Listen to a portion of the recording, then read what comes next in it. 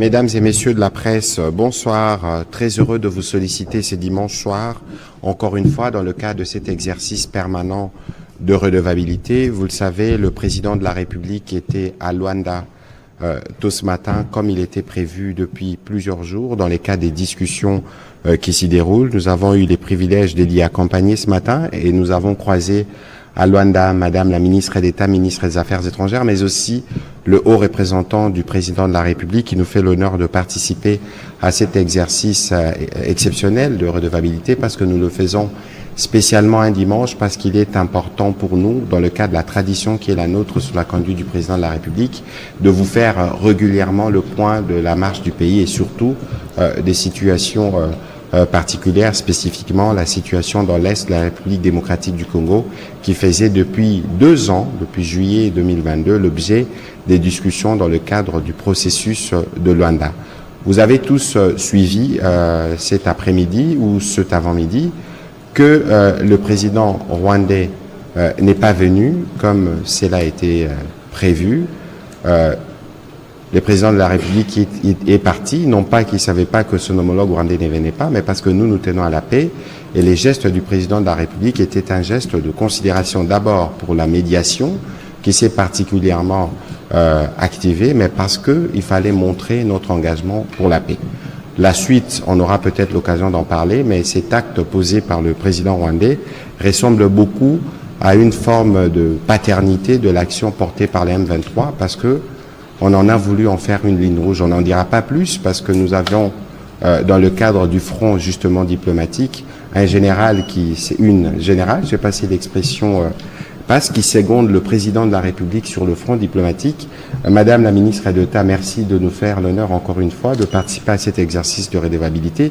Il est un peu spécial parce que c'est dimanche, mais vous comprenez pourquoi. Nous savons que vous avez des heures et des heures encore de travail à continuer, mais on a voulu nous arrêter un moment pour que vous puissiez nous circonscrire d'abord le cadre de ce qu'on appelle Luanda, parce qu'on était censé en finir aujourd'hui, ou tout au moins à l'étape des discussions. Ce n'est pas arrivé.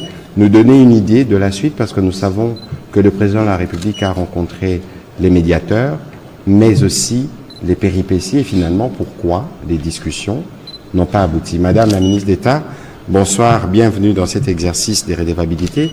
Je ne sais pas par quel bout vous voulez commencer parce qu'il y a tellement à dire, mais il serait souhaitable que vous nous dites en liminaire ce que c'était d'abord le processus, comment on a évolué et où est-ce qu'on en est avant que nous puissions prendre des questions des professionnels des médias pour éclairer la lanterne des Congolais.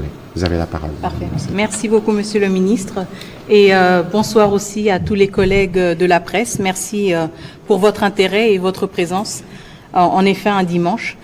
Je pense qu'il serait utile de retracer le déroulement du processus de Luanda, qui a été lancé en juillet 2022, avec pour mandat spécifique de contribuer à un apaisement des relations entre la République démocratique du Congo et du Rwanda. Cette année, nous avons eu une série de réunions ministérielles dans le contexte de ce processus de Luanda, auquel j'ai participé. En 2024, il y a eu un total de 7 réunions ministérielles et j'ai eu l'honneur et la responsabilité de représenter les intérêts de la République démocratique du Congo pendant les dernières 6 réunions, à commencer par la réunion de juillet 2024 qui a abouti à l'entrée en vigueur d'un cessez-le-feu à partir du 4 août. Un cessez-le-feu, il est très important de le dire, entre la République démocratique du Congo et le Rwanda, étant donné que le processus de Luanda est un processus qui réunit 3 États, la République démocratique du Congo, le Rwanda et la République d'Angola en tant que facilitateur. Et donc, la réunion de juillet a abouti à cette entrée en vigueur d'un cessez-le-feu à partir du 4 août, signé par la RDC et par le Rwanda.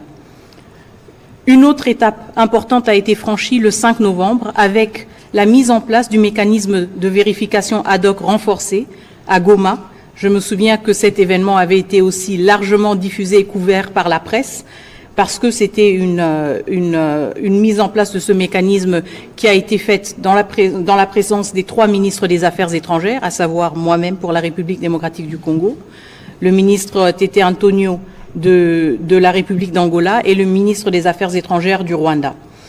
Ce mécanisme a donc été lancé le 5 novembre et avec l'objectif de suivre la mise en place, ou la mise en œuvre plutôt, et l'exécution du cessez-le-feu et de faire des rapports en cas de violation du cessez-le-feu. La troisième étape importante était la signature du concept d'opération le 25 novembre 2024 par la République démocratique du Congo et le Rwanda. Le concept d'opération, le cœur, si vous voulez, du projet d'accord qui a été présenté par la facilitation, a deux piliers principaux. Le premier, l'engagement du Rwanda de retirer ses forces du territoire souverain de la République démocratique du Congo. Et le deuxième pilier, l'engagement de la République démocratique du Congo de neutraliser les FDLR. Et donc, le 25 novembre, le concept d'opération a été signé par la RDC et par le Rwanda. Et hier, nous avions donc la 7e réunion ministérielle qui avait pour objectif de finaliser l'examen du projet d'accord qui avait été présenté par la facilitation aux deux parties prenantes et ainsi préparer le sommet prévu aujourd'hui, le 15 décembre, entre les présidents de la République démocratique du Congo, du Rwanda et de l'Angola.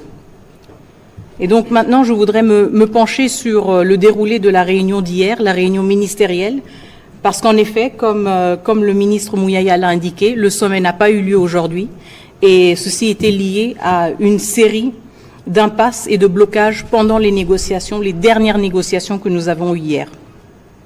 En effet, pendant ces négociations, le Rwanda a brandi à nouveau le prétexte de l'importance d'une solution négociée et d'un dialogue direct entre le gouvernement de la République démocratique du Congo et le groupe terroriste du M23. Une chose que nous n'avons jamais acceptée et que nous n'allons jamais accepter. Ce qui est clair, c'est que le groupe armé M23 était partie prenante du processus de Nairobi, s'est auto-exclu quand il a repris les armes et que si ce groupe veut avoir un espoir en termes d'une possibilité d'exprimer ses griefs, et c'est par le président Uhuru Kenyatta. Et donc, la question du M23 a ressurgi, mais cette fois-ci sous une autre forme, parce que le Rwanda a insisté sur le fait qu'il y ait d'abord un dialogue direct entre la RDC et le M23 avant même qu'un accord puisse être signé. Et donc on voit que c'est une approche différente. Quand on parle du CONOPS, quand on parle de l'engagement pris par les deux parties, soit de retirer les troupes rwandaises de la RDC ou de neutraliser les FDLR, ce sont des engagements qui sont pris dans le cadre d'un accord qui va être signé. Par rapport à la question du M23, le Rwanda a mis comme condition préalable à toute signature et à tout sommet qu'il y ait d'abord un échange direct et un dialogue direct entre la RDC et le M23. La République démocratique du Congo a rejeté cela, tout d'abord parce que c'était une tactique qui a été sortie en dernière minute et nous l'avons vu pour ce qu'elle était, une tactique pour bloquer le processus, et aussi parce que nous avons toujours défendu notre position. Nous n'allons pas discuter directement avec un groupe terroriste. Et donc ceci a eu pour résultat que le Rwanda a exprimé son avis que le sommet n'avait plus lieu d'être. Et donc nous nous sommes retrouvés dans cette situation malheureuse ce matin où nous avons dû constater que le président rwandais, Paul Kagame, avait décidé de ne pas honorer l'invitation de son homologue angolais. Le président de la République démocratique du Congo, son Excellence M. Félix-Antoine Tshisekedi Tshilombo, lui, a honoré sa parole et il a honoré aussi les efforts inlassables du facilitateur et s'est rendu ce matin à Luanda. Il s'est rendu ce matin à Luanda pour lui-même aussi constater l'absence de son homologue rwandais, ensemble avec le facilitateur. Et je pense que nous sommes arrivés à un moment assez tournant parce que nous avons tous pu constater hier que le Rwanda, la République démocratique du Congo et l'Angola étaient très proches d'avoir un accord de paix. Mais que le Rwanda a fait le choix de supporter et de continuer son appui envers le M23 aux dépens d'une perspective d'une paix et d'un accord de paix. Entre la paix et le M23, le Rwanda a choisi le M23. Donc, je pense que ça nous donne déjà un peu le tableau général de la situation dans laquelle nous nous sommes trouvés. Mais encore une fois, je pense que c'était important que le président de la République se soit rendu à Luanda parce qu'il a pu échanger avec son homologue angolais et aussi exprimer sa reconnaissance pour ses efforts de médiation qui ont été déployés pendant plus de 2 ans par l'Angola. Et donc voilà, merci beaucoup Madame la Ministre d'État de la concision. Vous avez dit beaucoup de choses, nous aurons l'occasion de revenir sur certaines avec les questions qui seront posées, mais très rapidement, comment s'est déroulé justement ces discussions? Parce que nous savons que vous alliez jusqu'à des heures. Nous avons suivi que, par exemple, le Rwandais traînait les pieds pour venir. Vous avez dit il y a quelques jours au Conseil de sécurité que dans le cadre, par exemple, du mécanisme de vérification, les experts ne venaient toujours pas. Est-ce qu'il y avait véritablement une volonté durant ces discussions de parvenir à une solution ou est-ce que c'était des gesticulations habituelles pour finalement dévoiler les vrais visages à la fin? Je pense que ce qui est important, c'est d'éviter les spéculations et de se concentrer sur les faits et sur les postures et sur les décisions politiques que le Rwanda a prises et que le Rwanda doit assumer. À commencer par le cessez-le-feu, entré en vigueur le 4 août. Depuis le 4 août, nous avons tous observé des violations récurrentes de ce cessez-le-feu par les forces armées rwandaises présentes en République démocratique du Congo en violation flagrante du droit international. C'est la raison pour laquelle la facilitation, la République démocratique du Congo et le Rwanda aussi ont mis en place le mécanisme de vérification ad hoc renforcé pour que toutes ces allégations de violation du cessez-le-feu puissent être examinées et corroborées. Et donc ce mécanisme a été mis en place le 5 novembre, mais aujourd'hui, le 15 décembre, donc 40 jours plus tard, nous notons avec déception que la République démocratique du Congo a déployé ses experts le 5 novembre, que l'Angola a déployé ses experts le 5 novembre, mais que nous attendons jusqu'à présent les experts du Rwanda. Et j'ai même soulevé la question ce lundi au Conseil de sécurité, et je me souviens que l'ambassadeur du Rwanda a répondu que les experts étaient en route. Je ne sais pas s'ils se sont perdus. Je ne pense pas que le Rwanda soit si grand qu'on se perde pendant tant de jours, mais ils ne sont toujours pas arrivés à Goma. Donc, depuis lundi, et selon la réponse de l'ambassadeur, du représentant permanent du Rwanda aux Nations Unies, les experts du Rwanda qui ont été nommés pour participer au mécanisme de vérification ad hoc sont en route vers Goma. Le temps qu'ils arrivent. On va commencer la série des questions. On commence par Monsieur Bienvenu Marie Bakoumania, et puis ce sera Ange Kassongo, puis Monsieur Achille Kadima.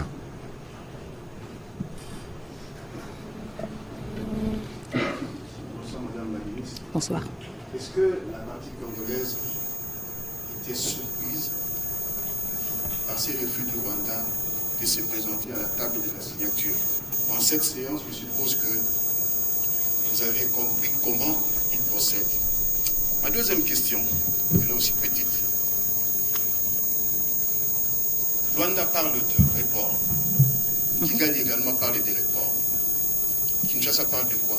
Report ou échec? Merci. Voilà. Madame la ministre d'État, vous pouvez répondre s'il vous plaît. Alors, la surprise, écoutez, comme je l'ai dit, nous constatons toujours la posture du Rwanda et je pense que cela édifie notre compréhension de la partie rwandaise dans sa posture de négociation. Surpris, non, nous ne l'étions pas parce que, comme je l'ai indiqué auparavant, les discussions étaient extrêmement difficiles et pénibles. Nous avons reconnu qu'il y avait un manque de bonne foi, et ça de manière perpétuelle, et à 1h du matin, après plus de 6 heures de négociation, quand la nouvelle est arrivée que le Rwanda allait se retirer et que le président Kagame n'allait plus participer, nous n'étions pas surpris, parce que c'était pour nous l'aboutissement d'un effort perpétuel qui avait été mené pendant la journée. Et nous n'étions pas surpris parce que nous nous sommes rendus compte que l'étau se resserrait sur le Rwanda. Si nous avions eu la présence du président Kagame et la signature, nous serions maintenant dans un contexte d'obligation légale, dans un contexte dans lequel un chef d'État ou 3 chefs d'État auraient signé un accord et seraient tenus redevables pour sa mise en œuvre. Et donc pour nous, c'est une confirmation de la posture du Rwanda et nous parlons de manière très ouverte de cette confirmation de la posture du Rwanda parce que ça a été aussi un long combat pour la République démocratique du Congo de dévoiler justement cette posture du Rwanda au monde entier. Et donc nous restons mobilisés pour la paix. C'est pour cela que nous avons participé jusqu'à la dernière minute. C'est pour cela que notre président s'est rendu à Luanda. Mais nous ne sommes pas surpris que le Rwanda n'ait aucun intérêt à ce qu'il y ait un accord et à ce qu'il y ait une paix durable. Sa posture, comme j'en ai parlé, que ce soit par rapport au cessez-le-feu, que ce soit par rapport à la question du mécanisme de vérification ad hoc, ou que ce soit par rapport aux postures qui sont défendues même dans le Conseil de sécurité, la posture du Rwanda nous montre clairement que c'est un État qui ne respecte pas le droit international, que c'est un État qui n'a aucun scrupule de violer le droit international et de se présenter comme victime. Et nous, notre combat diplomatique, tout comme notre combat en termes de communication, est justement de montrer à toutes les parties prenantes le vrai visage des uns et des autres. Le nôtre, il est clair. C'est un visage d'un pays déterminé, c'est un visage d'un pays qui cherche la paix et qui reste engagé malgré les défis et les obstacles. Par rapport à votre deuxième question, est-ce que c'est un report ou un échec? Bon, l'un n'exclut pas l'autre.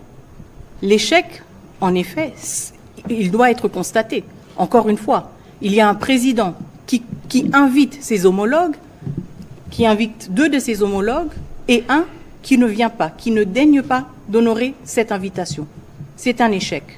La conséquence, c'est que certains acteurs essayent quand même de rester mobilisés pour la paix et font preuve de patience et de sagesse et disent « nous allons quand même continuer nos efforts ». Et c'est pour cela que nous n'abandonnons pas. Et c'est pour cela qu'il y aura un autre sommet. Et c'est pour cela que nous parlons ensuite d'un report. Mais d'abord, tout d'abord, c'est un échec. Et c'est l'échec du Rwanda. Tout à l'heure, apparemment, il y avait un petit souci de micro. Donc, la ministre d'État répondait à votre question si la République démocratique du Congo était surprise par la posture du Rwanda, ou encore pourquoi on parle, nous, des non-tenus, ou pourquoi on parle des reports, des discussions.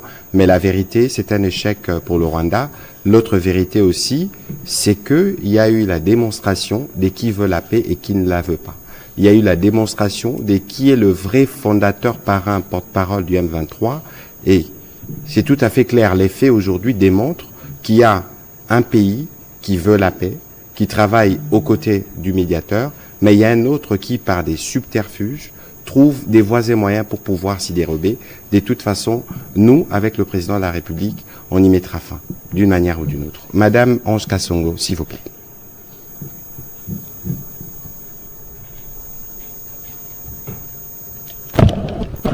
Bonsoir, leurs excellences. Alors, permettez-moi de poser mes 2 petites questions en anglais, s'il vous plaît. C'est Ange Kasongo pour Reuters. So the first is, can you tell us, please, what Kigali expects from the DRC with regard to the FDLR specifically? And secondly, we want to know what does this postponement mean for hopes of resolving these conflicts, finally? Thank you. Do you want to go now, or maybe we should answer on that at the end of the briefing? We can do that, yeah. Okay, we will come back to your question. Let's finish with French first. Okay? Thank you. On va prendre la question d'Achille Kadima. Comme ça, on perd pas le fil. On aura l'occasion de répondre en français, en anglais, mais aussi en lingala, pour que les gens puissent bien comprendre. Allez-y, monsieur Achille Kadima, s'il vous plaît. La ministre, selon votre collègue des affaires étrangères du Rwanda, vous n'êtes pas tombé d'accord à cause de l'intransigeance de votre délégation, à cause de l'intransigeance de la République démocratique du Congo. Dites-nous, madame, sur quel point Kinshasa ne saurait transiger. Quelle est la ligne rouge à ne pas franchir? La deuxième question s'adresse au ministre de la Communication. Monsieur le ministre, comment interprétez-vous les refus du président Paul Kagame de faire les déplacements de Luanda? Merci. On va commencer par la ministre d'État et puis je pourrai commenter juste après. La question de ligne rouge, elle est claire, elle a toujours été claire et défendue par la République démocratique du Congo. Nous n'allons pas dialoguer avec un groupe terroriste comme le M23. La République démocratique du Congo, vous le savez tous mieux que moi, vient de très loin. Quand il s'agit des groupes armés, quand il s'agit aussi du poids des négociations que le pays a eu à engager avec des groupes armés qui ont utilisé la violence et la force pour avoir un accès politique ou pour avoir de l'importance ou de l'influence politique ou un accès à des ressources quelconques. Cette page a été définitivement tournée. Et c'est pour cela que pour nous, il est inacceptable. Et je ne pense pas que la République démocratique du Congo soit une exception mondiale quand nous disons qu'il est inacceptable de négocier directement avec un groupe armé qui bombarde des camps de déplacés, qui tue et qui massacre des civils, qui viole des femmes, qui pille des ressources naturelles et qui est aussi coupable d'attaques contre des soldats de la paix. Cette ligne rouge, elle n'est pas exceptionnelle. Chaque autre pays qui se respecte et qui respecte sa position en tant que pays membre des Nations Unies n'accepterait jamais de parler avec un groupe armé comme le M23 et de lui donner ce degré de légitimité. Il y a un cadre très spécial pour la question des groupes armés congolais et c'est le processus de Nairobi. Il n'y a pas de traitement exceptionnel et il n'y a certainement pas de récompense pour les pilleurs, les violeurs et les assassins. Voilà. Alors, sur votre question, comment interpréter le refus du président rwandais de venir à Luanda? Peut-être qu'il faut lui poser la question. Mais si moi je dois vous répondre, c'est parce qu'il refuse de voir la mort de sa créature, parce qu'en réalité, en signant l'accord avec le gouvernement de la République démocratique du Congo, c'est consacrer la fin. Parce qu'on vous a déjà démontré de mille et une manières que les M23 en réalité n'existent pas. C'est un groupe des supplétifs de pantins qui sont recrutés pour le besoin de faire la couverture de ces œuvres malsaines qui consistent principalement au pillage de nos ressources. La ministre d'État l'a déjà dit et redit plusieurs fois. La guerre, elle est économique. Le mobile qui sont poursuivis par les M23, c'est de s'emparer des zones minières pour être sûr que nous continuons ou que le Rwanda continue à s'approvisionner depuis 30 ans. Et aujourd'hui, pour nous, dans la stratégie du président de la République, sur tous les fronts d'ailleurs, militaires, diplomatiques, médiatiques, économiques et judiciaires, c'est de mettre fin à toutes ces gesticulations. Et donc, sa non-venue aujourd'hui, ce n'est qu'une manière de retarder ce qui va lui arriver parce que nous finirons par y arriver à travers les différentes stratégies que nous avons mises en place. Et donc ça doit être bien clair et c'est pourquoi, pour cette question spécifique de l'Est, nous disons que les médias, que les Congolais, nous devons tous faire bloc derrière le président de la République. Et nous savions aujourd'hui qu'il ne viendrait pas. Tout simplement parce que lorsqu'il regarde ce qu'il engrange comme profit à travers les déplacements de population, à travers le pillage systématique, il ne pouvait justement pas trouver sa place dans un environnement où on veut parler de paix, dans un environnement où pendant plusieurs jours, en cette réunion, durant plusieurs mois, ces équipes ont convenu avec les nôtres. Je fais juste un tout petit rappel. Au début de cette crise, les Rwandais parlaient de 3 choses. Ils nous parlaient de quoi? Des discours de haine. Donnez-nous un exemple. Dans un pays de 100 millions d'habitants, discours de haine. Deuxième chose, ils nous parlaient de la problématique de réfugiés.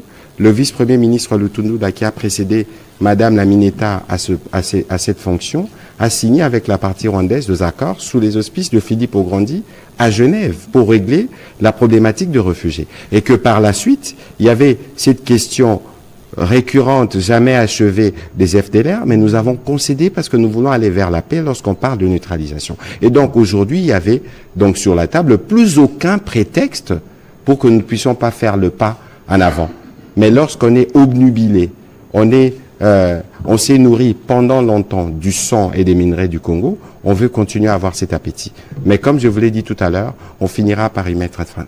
Les amis ne vont pas m'en vouloir. Une dernière question. Allez-y rapidement alors. Est-ce donc un refus pour revendiquer la paternité du M23? Mais je l'ai dit en liminaire, c'est la paternité du M23 qui a été bien évidemment revendiquée. Parce que vous savez, avant, c'était toujours des camouflés. Si les M23 étaient véritablement un problème congolo-congolais, pourquoi le Rwandais doivent en faire une exigence dans les discussions avec les Congolais? Pourquoi? C'est une affaire rwandaise qu'ils essayent de congoliser, parce que parmi nous, il y a des traîtres qui choisissent de rejoindre leur camp en espérant, malheureusement pour eux, qu'ils pourront tuer des Congolais pour arriver aux responsabilités à Kinshasa. Ça n'arrivera plus. Ils auront à la fois le président de la République et le peuple congolais derrière.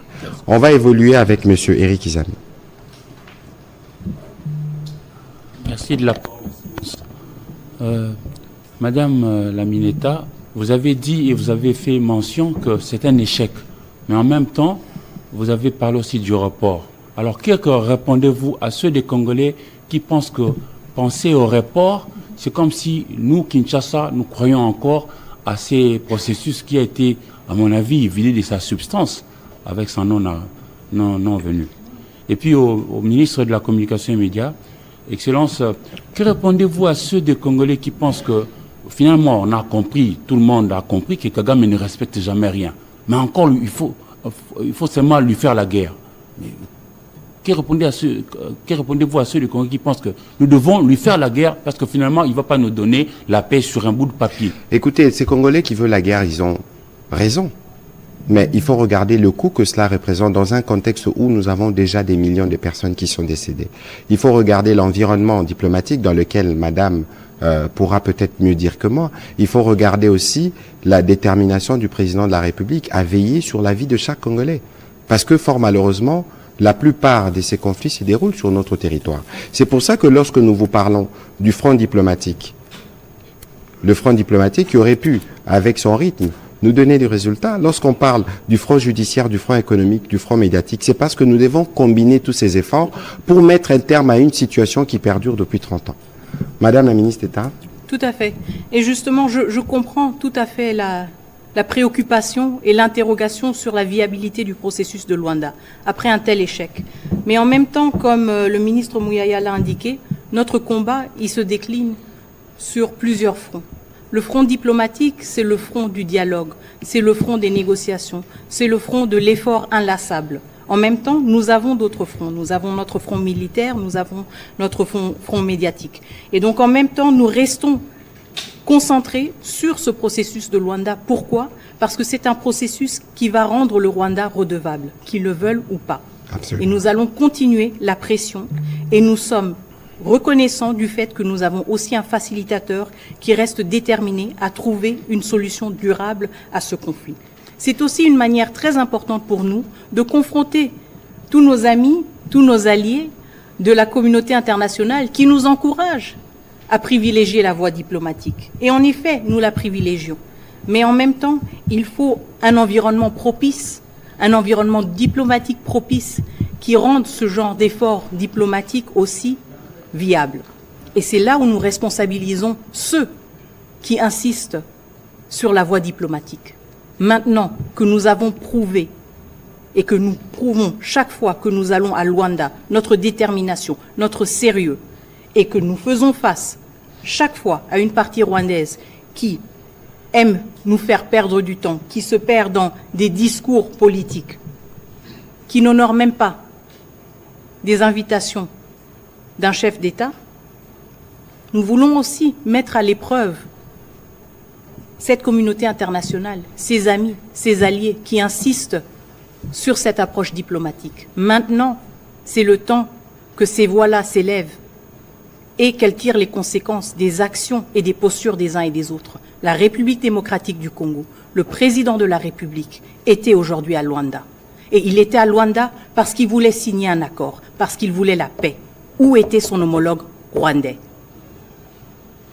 Très bonne question. Merci. Monsieur Pichi Moulumba, s'il vous plaît.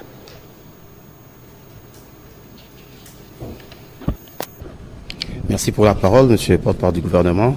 Madame la ministre d'État, j'ai une préoccupation et deux autres que je vais relayer du confrère Saleh des Associated Press. Je note l'échec du processus. Néanmoins, la République démocratique du Congo reste mobilisée, vous l'avez dit, pour la paix. Mais comment feriez-vous comme gouvernement sur le front diplomatique pour faire pression sur Kigali pour qu'il adopte une position sincère et cesse son jeu de duplicité revendiquant, le ministre de la Communication l'a dit, la paternité du M23.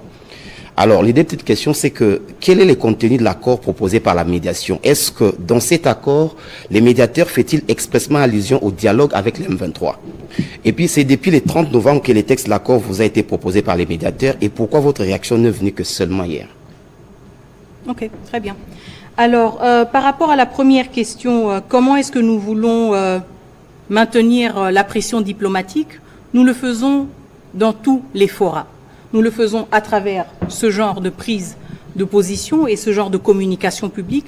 Nous le faisons dans nos interactions avec le corps diplomatique. À cet effet, nous avons déjà pris la décision aussi de rencontrer le corps diplomatique accrédité en République démocratique du Congo pour avoir un échange franc sur le déroulé du processus de Rwanda et ce dernier épisode. Nous le faisons aussi au Conseil de sécurité, où nous confrontons le Rwanda, mais nous confrontons aussi le Conseil de sécurité à ses responsabilités. Nous les posons tous devant leurs responsabilités. Le Conseil de sécurité a pour responsabilité et pour rôle d'être le garant de la paix et de la sécurité internationale. Quand il y a un pays membre des Nations Unies qui se permet de violer l'intégrité territoriale d'un autre pays membre, il faut qu'il y ait des sanctions. Et nous n'allons pas nous lasser de rappeler aux membres permanents et non permanents du Conseil de sécurité qu'ils ne sont pas en train de faire leur travail correctement. Donc juste pour vous donner un échantillon, si vous voulez, des démarches de plaidoyer que nous entreprenons. Il y a évidemment aussi d'autres démarches de plaidoyer qui sont plus discrètes, qui se font aussi derrière les coulisses. Et donc c'est une complémentarité, si vous voulez, d'efforts qui se font aussi à des différents niveaux. Le contenu de l'accord. Alors, pour vous expliquer, le projet d'accord nous a été donné lors de la deuxième réunion ministérielle. Et donc, les travaux des différentes réunions ministérielles s'étaient concentrés sur l'examen de cette proposition qui a été faite par la facilitation. Et donc, nous avons procédé par l'examen chapitre par chapitre de ce projet d'accord. C'est la raison pour laquelle certaines questions qui ont bloqué sont survenues seulement plus tard. La question du CONOPS, donc la question du désengagement des troupes rwandaises du territoire de la République démocratique du Congo et la question de la neutralisation des FDLR nous a pris quand même assez longtemps parce que c'était un travail qui devait être fait au niveau des experts. Et une fois que ce cap a été franchi, nous étions quasiment à la fin de l'examen de ce projet d'accord que la facilitation nous a présenté. Le problème qui s'est posé hier quand le Rwanda a insisté sur l'inclusion justement d'un dialogue direct entre la République démocratique du Congo et le M23, chose que nous avons toujours rejetée et que le Rwanda a ajouté à cela la condition qu'un tel dialogue ait lieu avant toute signature d'un accord. Et c'est la raison pour laquelle nos travaux n'ont pas abouti hier et que malgré le fait que plus de 90% du travail d'analyse, de négociation de l'accord présenté par la facilitation n'a pas abouti parce que le Rwanda s'est cambré sur sa position d'insister que la République démocratique du Congo, un État souverain, ait à négocier et à engager un dialogue direct avec un groupe terroriste, le M23. Et le Rwanda, encore une fois, je le réitère, était devant l'opportunité de mettre fin à ces négociations sur l'accord. Nous avions tous l'opportunité d'adopter ce projet d'accord, mais le Rwanda a préféré privilégier le M23 et a sacrifié la paix et l'accord, en tout cas temporairement, pour plutôt protéger le M23.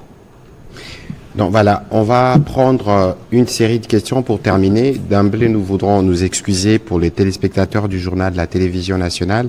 Nous grignoterons quelques minutes sur le 20h parce qu'il nous reste 5 minutes. Il y a quelques questions en anglais, il faut qu'on épuise une question en lingala aussi. Donc on va prendre les questions de M. Jean-Paul Kabongo, de M. Chris Okamringa et on va terminer par les questions de M. Fabrice Oningala. S'il vous plaît.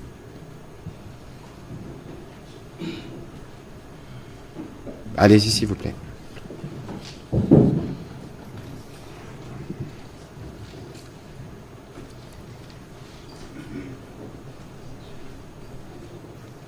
Merci, Monsieur le Ministre, pour la parole. Ma préoccupation, elle est toute petite.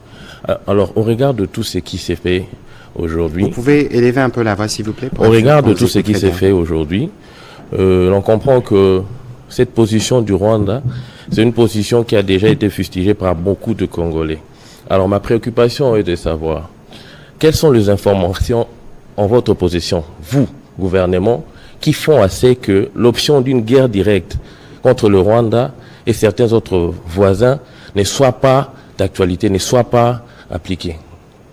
Bon, la question, on ne va pas dire que ce n'est pas une option sur laquelle l'on travaille. Je vous ai parlé du front militaire. Mais il y a un coût à la guerre qu'il faut payer. Pourquoi on paierait le coût de la guerre lorsque nous évoluons dans un contexte diplomatique qui peut nous permettre d'arriver à la solution? Et donc, c'est toute la démarche de la Mineta, et vous avez vu qu'elle nous a dit qu'on est arrivé à 90% du processus, et que, même si aujourd'hui la tripartite ne s'est pas tenue, qu'il existe encore des leviers à son niveau. Et lorsque je parle, je n'ai pas envie de rappeler ce que nous disons toujours, que jamais on a autant investi parallèlement dans notre armée. Et donc, ça veut dire que nous, comme gouvernement, nous avons un tableau de bord. Autant nous avons un tableau de bord, autant nous intégrons le fait que nous n'évoluons pas dans un monde isolé et que tous les conflits sont interliés et pour lequel nous devons aussi être en mesure d'écouter certains autres de nos partenaires, tels que le ministre d'État l'a évoqué tout à l'heure. Et donc, il faut considérer qu'au point où nous sommes sur tous les fronts. Ce n'est pas parce qu'il y a un respect des cessez-les-feux, entre guillemets, qu'on dit nous dormons ou qu'on sommeille. C'est pas parce qu'il y a les discussions à Luanda que nous disons que le front judiciaire, on ne le réactive pas. C'est pas parce qu'il y a des discussions à Luanda que nous disons qu'au plan économique, nous ne faisons rien. C'est pas parce qu'il y a des discussions à Luanda que nous disons au plan médiatique, nous nous taisons, tout va bien. Non. Donc, il faut considérer que nous sommes dans une stratégie générale où les fronts sont interliés et le tout est piloté par le commandant suprême, le président Tshisekedi. Monsieur Kanyuni, allez-y rapidement, s'il vous plaît. Allez-y, Madame la ministre. Juste pour ajouter quelque chose à l'explication déjà très complète du ministre Mouyaya. En effet, il y a plusieurs dimensions et il y a une complémentarité entre ces dimensions. Ce qui est aussi important, c'est que les décisions qui sont prises sur quelle dimension on privilégie sont évidemment nourris par les dynamiques contextuelles. Et donc, tout autant qu'on s'investit sur le front militaire, diplomatique ou de communication, en même temps, cela se fait toujours en fonction de la réalité que nous observons. Et donc, nous ne pouvons pas non plus exclure que parfois, nous privilégions une approche beaucoup plus qu'une autre approche. Et ça veut dire que c'est aussi une lecture dynamique du contexte qui nous permet à appuyer ou à mobiliser, à activer des leviers en fonction du comportement et en fonction des dynamiques que nous observons sur le terrain. Voilà, Monsieur Kanyuni, allez-y, s'il vous plaît. Merci. Bonsoir, Madame la Ministre. Tout le monde est revenu sur l'absence du président rwandais à Luanda. Et moi, je vais directement sur le point parce que j'ai vu le président honoraire du Kenya, Uhuru Kenyatta, avec le président angolais et le président congolais. Est-ce qu'on retourne sur le processus de Nairobi? Ça, c'est la première. La deuxième, depuis la résurgence du M23, c'est pour la première fois que les FARDC, ces groupes rebelles, s'affrontent 15 jours consécutifs. Quelle garantie vous pouvez apporter aux populations du Grand Nord? Grand Nord, c'est Beni, Butembo, Lubero, qui craignent pour une éventuelle avancée des rebelles. Pour le ministre de la Communication, Mouyaya, la position du gouvernement congolais est connue. Pas de question du dialogue direct entre le gouvernement et le M23. C'est connu. Mais apparemment, ou pas apparemment, le président Museveni serait, lui, partant pour un dialogue entre le gouvernement congolais et le M23 dans l'EAC, l'Eastern African Community. Et Pendant ce temps, nous sommes en opération conjointe dans le Grand Nord entre l'armée congolaise et ougandaise. Et connaissant cette région, ça fait 25 ans que je suis reporter de guerre. Ne craignez-vous pas qu'à un moment donné, l'Ouganda fatigué laisse peut-être un couloir au M23 d'avancer sur ces zones-là pour faire plier Kinshasa? Merci beaucoup. Merci. Madame la ministre d'État. Merci beaucoup. Alors, par rapport à la présence du président Uhuru Kenyatta à Luanda et les interrogations autour du processus de Nairobi, parler d'un retour sur le processus de Nairobi voudrait sous-entendre qu'il y a eu un départ. Et ce n'est pas le cas. On a plutôt privilégié le processus de Luanda. Pourquoi? Parce qu'il s'agissait de la question de la présence des forces armées rwandaises sur le territoire national congolais et sur l'urgence justement de rétablir l'intégrité territoriale de la République démocratique du Congo.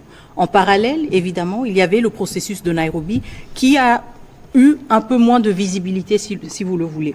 Ce qui est important, c'est que maintenant, le président Uhuru Kenyatta est à nouveau mobilisé et en échange direct avec le président Tshisekedi, mais aussi avec le président Lorenzo. Pourquoi? Parce que la question des groupes armés locaux et des passerelles, si vous voulez, entre le combat armé et la vie civile est de plus en plus importante pour la République démocratique du Congo et que nous voulons mettre l'emphase là-dessus.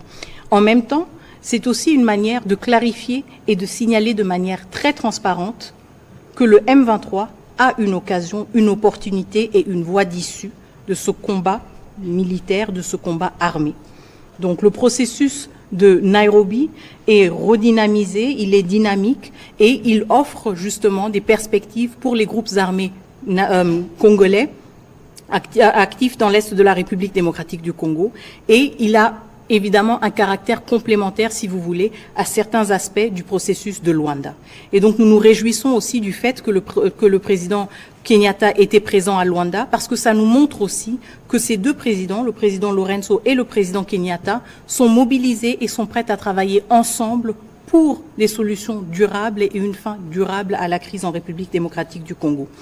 La question sur les 15 jours d'affilée d'offensive et de combat entre les M23 et les FARDC et la question des garanties que nous ou que le gouvernement de la République démocratique du Congo peut donner à la population. La garantie, c'est que nos FARDC vont continuer à défendre chaque millimètre et chaque mètre de notre territoire, vont continuer justement à barrer le chemin aux forces de défense du Rwanda et vont continuer à défendre l'intégrité territoriale de la République démocratique du Congo. Évidemment, nous ne nous réjouissons jamais quand il y a des affrontements parce qu'il y a un risque exacerbé de victimes civiles. Mais en même temps, je pense aussi que le fait que pendant 15 jours, nos FARDC restent valiants et montrent justement leur détermination, c'est quelque chose d'important, c'est un signal fort et ça nous montre aussi que nous sommes protégés par nos FARDC. Voilà, sur cette question, c'est qu'il faut savoir que ce n'est ni l'absence du président rwandais à Luanda aujourd'hui, ce n'est ni la présence de ces forces dans l'est de la RDC qui vont nous faire revenir sur notre position qui est très claire que je rappelle, nous ne négocierons jamais avec les M23. Encore que, si vous avez bien suivi les propos de la ministre d'État tout à l'heure, elle a dit la discussion qui est prévue avec les groupes armés est prévue dans le cadre du processus de Nairobi. Et la présence du président honoraire Uhuru Kenyatta à Luanda était justement illustratif de la volonté portée par les médiateurs de la crise de s'assurer que les composantes vont de pair. Nous savons tous aujourd'hui, et grâce d'ailleurs au président Kagame, par son absence, que c'est lui le vrai père du M23. Il a toujours régné, mais aujourd'hui il a assumé en portant ouvertement la responsabilité de ne pas faire aboutir le processus aujourd'hui, parce que pour lui, sa créature ne peut pas mourir grâce à sa signature ou à cause de sa signature. C'est la vérité, c'est l'autre vérité d'aujourd'hui, et certains diraient même en langage un peu politicien ici, que c'est lui l'autorité morale du M23. Et donc, lorsque vous parlez de la question du président Museveni, avec l'Ouganda, il faut dissocier. ce que nous faisons ensemble dans le cadre de la traque contre les EDF, parce que le terrorisme, c'est combat en coalition. Même la toute-puissante États-Unis combat les terrorismes en coalition contre Daesh et contre... Pour ce qui concerne la question du M23, je crois que le président Museveni, comme tous les autres présidents de la région, savent qu'il existe un processus. Et donc, aujourd'hui, envisager ou penser que Madame la ministre d'État et d'autres experts s'assieront avec des terroristes reconnus qui tuent, qui endeuillent et qui déplacent, ce serait illusoire. De toute évidence, les mécanismes sont prévus. Il ne faudrait pas accorder des primes à la guerre ou à la violence, parce que ça donnerait d'autres exemples. Ramener les M23 à la table des négociations, c'est recréer des problèmes qu'on a combattus. Brassage, mixage avec le président de la République. Le virage qu'on a pris, c'est de nous assurer que nous débarrassons notre armée des traîtres et de tous ceux qui peuvent faire les jeux de l'ennemi pour nous assurer que la montée en puissance soit une réussite. L'illustration, justement, des 15 jours dont vous avez parlé, on veut faire du talk and fight. On pense pouvoir nous faire pression en violant délibérément les cessez-les-feux que Madame la ministre d'État a expliqué tout à l'heure, pour penser qu'on peut, nous, baisser la garde. C'est mal connaître la stratégie du président de la République. On va prendre alors Monsieur Kamringa et puis la question en lingala. Merci beaucoup, Mr. Ministre, pour cette opportunité. Je travaille avec chaîne anglophone, donc je voudrais poser mon question en anglais.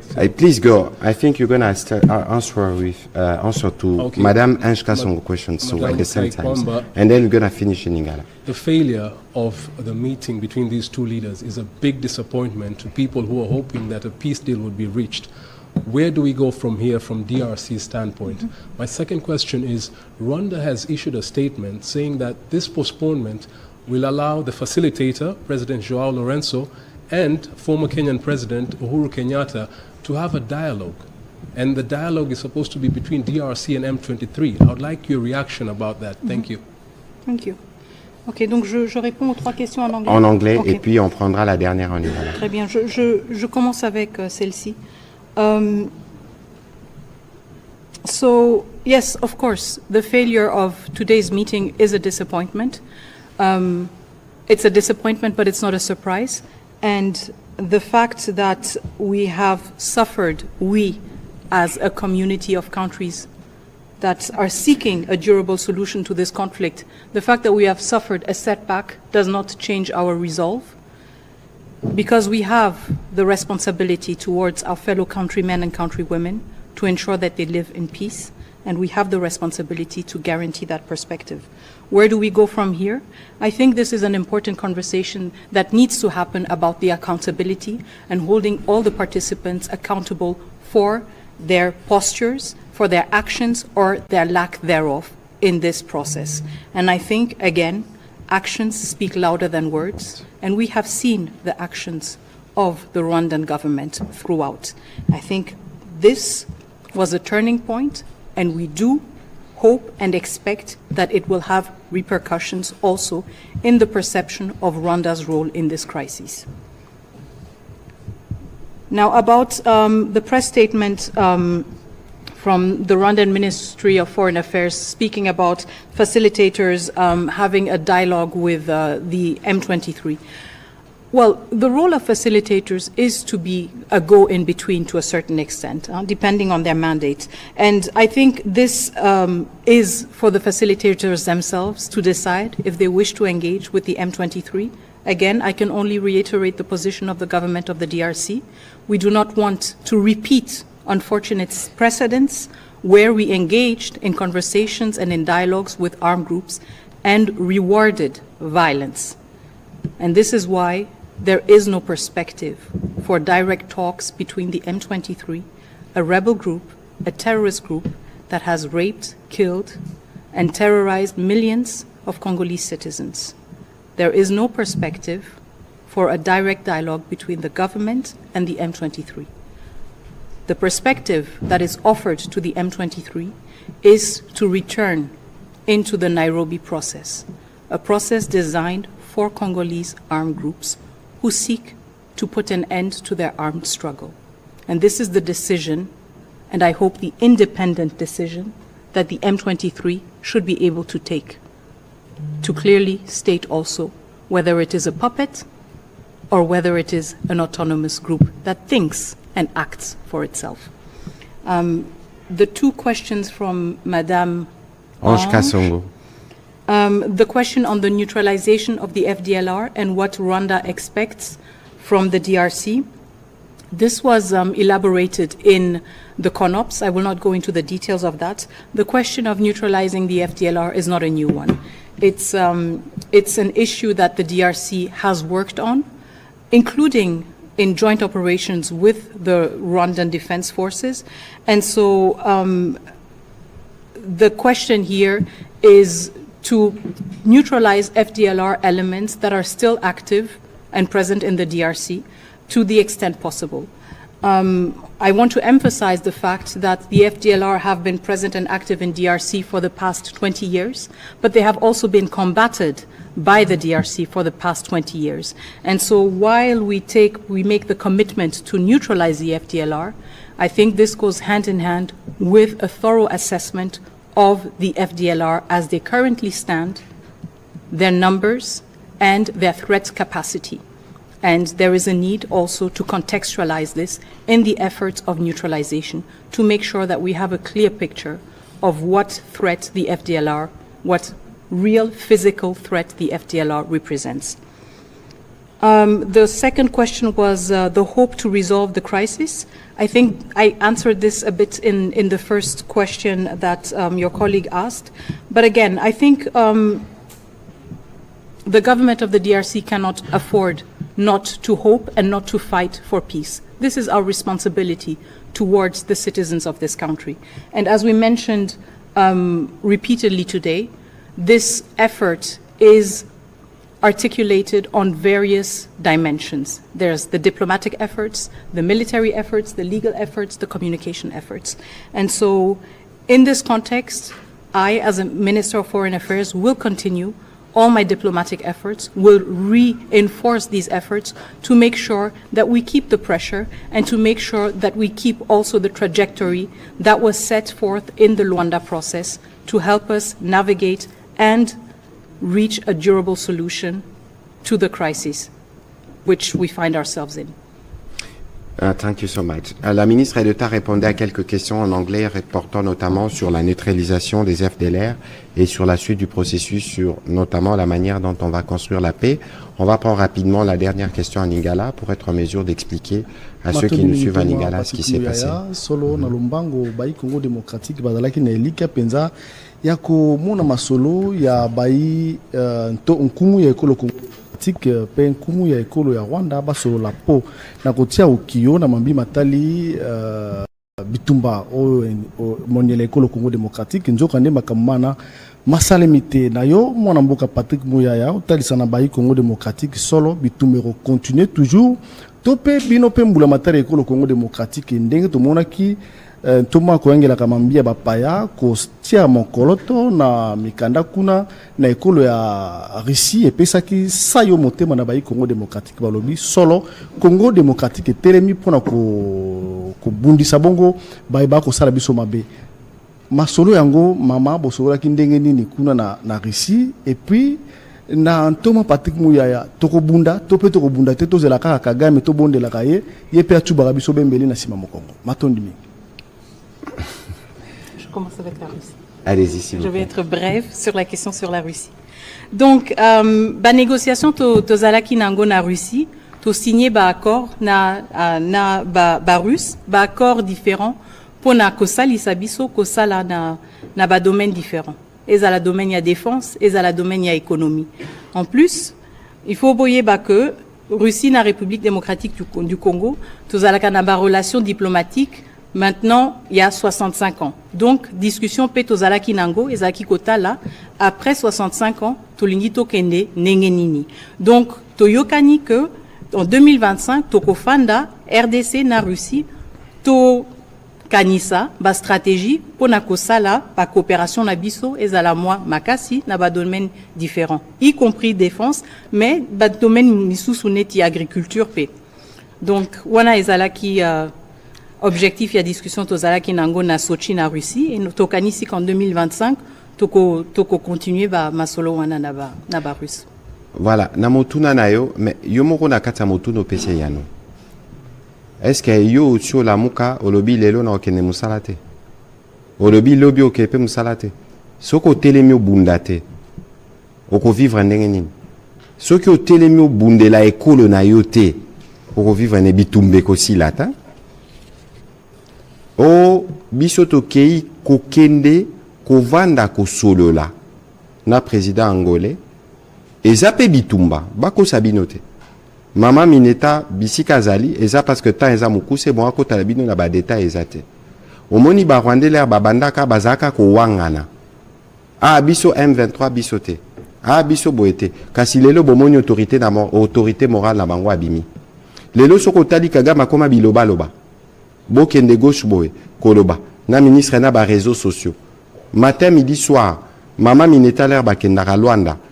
Asalaka rapport na Mokondi, asali rapport na conseil pour bayo kanaka na makambu oyo eza ba discussion babi oyo eza à une certaine dimension moyen tout ça les lango makele les ananoté mais kasi bango monaka koloba muno koloba ka mingi et sumukaka kasi lelo mabena bango monani na mpoasa parce que batunyo su bayebaki que lelo 7e fois ba discussion et salami ba discussion ça qui makasi l'air etalaki oyo mama lobia wa makambotali désengagement ya ba force na bango bazana kati ya territoire na biso ba rapport à Nations Unies s'établir bazaka soki 4000 na makamnyo so basala kaya mabe d'une part biso petozaki da responsabilité na biso po ba kosela biso bakamobele o ba FDLR to lobi bon d'accord to kosili sango kasi lelo il fallait ko komiselo ko ana na suka bon to banda ko solo là depuis 2 ans. Mukola suka bango baye balobi biso na bino moyen to cha mokolo to ezate na papier parce que bosololité na batu na biso ya M23 mais boni bango balobaka M23 za ba congolais ko bundana ba congolais boni bongo bango ba rwandais ba ko telema balobi soki bino ba congolais entre bino boyo kanité biso na bino to ki ko signer est-ce que ça suspecté par ça et là kisi ke papa aboyi mwana na ya kufa mwana oyo asalelaka pona ko yiba pona ko boba pona ko violer pona ko piller kasi biso pe otosali ezape kozala yuma te toza awa na bisa bino tozaka na ba front mitano ya liboso ya basoda ya mibale ya mama diplomatie ya misatu justice ya mine économie ya suka bino bapandisango yango tozo sala exercice tozo ba pena lingala po ba o bazana ndaku baye babitumba oyo ezalaka bitumba ya président Félix Antoine Tshisekedi te eza bitumba ya ba congolais yepe akuti bitumba oyo ebanda depuis 30 ans kasi na ye lelo toza na mutu moko commandant moko oki komema biso po bitumba esila yango tosala ba campagne ya bendele ko ya te po ba congolais nyonso ba telema tokoki kozala biso na ba divergence politique eksida makambo etali ko batela ekolo opposition ezalaka te biso nyonso na sima président lelo stratégie na biso eza claire tozali pe ko avancer po lelo to lakisi elongi ya nani aza mukolo M23 ozomona donc ba congolais o bazolanda biso na ba oboko solola na bango boyebisa bango ke toza na mama na biso général na makambo etali diplomatie ataza na galante neti basoda ngape général na maramotali communication tozo bunda na sima président de la république pe tozo longa ba bataille eza teneti lelo a bitumbeza na front ezabo ezalaka bongo mais na suka bitumbo biso toko ganyango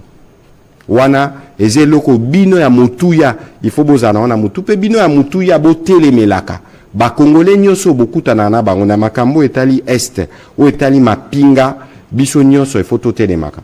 Madame la ministre d'État, on va terminer cet exercice, mais c'est la diplomatie, on le sait. Vous avez suivi des questions où on pense, beaucoup de Congolais pensent qu'il faut aller vers la solution militaire, c'est celle qu'il faut privilégier. Il y a eu ce qui s'est passé aujourd'hui. Qu'est-ce que vous pouvez nous dire, et ce sera votre mot de la fin, en termes de perspective? Est-ce qu'aujourd'hui, on peut continuer à croire que le front diplomatique que vous dirigez à la suite du président de la République va nous amener les réponses parce que nous voulons nous assurer que notre souveraineté, notre intégrité territoriale est respectée? Merci beaucoup. Je pense qu'en effet, nous restons mobilisés sur le front diplomatique. En effet, aujourd'hui, c'était un échec. Il y a eu beaucoup d'énergie qui a été dépensée pour avancer vers la signature de cette proposition d'accord. Malheureusement, ceci n'a pas abouti. Mais néanmoins, il était important aussi que le président Félix-Antoine Tshisekedi Tshilombo échange avec son homologue angolais, qui l'a rassuré de sa détermination aussi de continuer sa mission en tant que facilitateur. Et je pense que c'est là la prochaine perspective et la prochaine étape. Le facilitateur qui a un rôle particulier, qui a un mandat qui lui a été conféré par l'Union africaine, qui a aussi l'appui du Conseil de sécurité. Je pense que maintenant, nous allons espérer que la facilitation va se mobiliser davantage pour continuer ses bons offices, peut-être de manière moins visible que dans le contexte d'un sommet, mais je pense que la détermination du président Tshisekedi et la détermination du président Lorenzo étaient très visibles et très palpables aujourd'hui, et je ne pense pas qu'ils sont prêts à abandonner ce combat sur ce front diplomatique. Et donc, nous continuons à espérer et nous continuons à compter aussi sur la détermination de la facilitation angolaise. Évidemment, des autres pays partenaires que vous réunirez dès demain, disons les ambassadeurs, pour être sûr que ceux qui privilégient la solution diplomatique s'impliquent davantage pour utiliser d'autres leviers de pression. Mesdames et messieurs, on va terminer à cet instant cet exercice de redevabilité. Nous voulons vous remercier encore une fois, Monsieur le Haut Représentant, d'avoir voulu apporter votre soutien parce que vous composez l'équipe avec la ministre d'État et d'autres experts qui est à pied d'œuvre à Luanda pour le front diplomatique. Merci de continuer à servir la patrie. Pour ce qui nous concerne aujourd'hui, nous devons juste vous rappeler la détermination du président de la République à mettre fin à la guerre. Sa présence aujourd'hui à Luanda était une illustration de cette détermination justement. Bamisusu Balobi, Bakimi, appelé par forfait. Mais la question pour Nabiso, c'était une question de démontrer à la face du monde que tout ce que nous disons, nous disons c'est que nous sommes en mesure de faire et de respecter. Et ce n'est peut-être pas le cas de l'autre côté, parce que le mobile du sang, le mobile du pillage est encore le mobile le premier et qui empêche de voir la voie de la paix qui s'était ouverte. Madame la ministre d'État, merci beaucoup. J'espère que nous aurons une nouvelle fois l'occasion de revenir encore une fois pour édifier le peuple congolais de l'action que vous portez à la tête de votre ministère. Merci à vous, mesdames et messieurs, pour votre participation. Bonne soirée. Merci.